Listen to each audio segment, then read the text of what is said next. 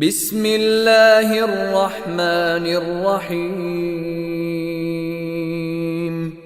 اقرأ باسم ربك الذي خلق خلق الإنسان من علق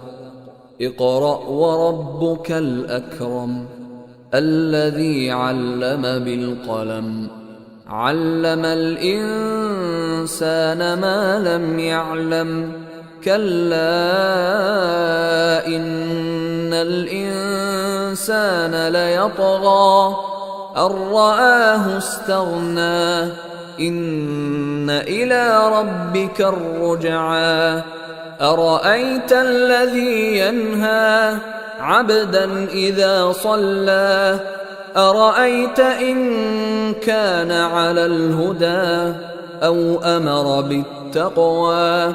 أرأيت إن كذب وتولى ألم يعلم بأن الله يرى كلا لئن لم ينته لنسفعا بالناصية ناصية كاذبة خاطئة فليدع ناديه سندع الزبانية كلا لا تطعه واسجد واقترب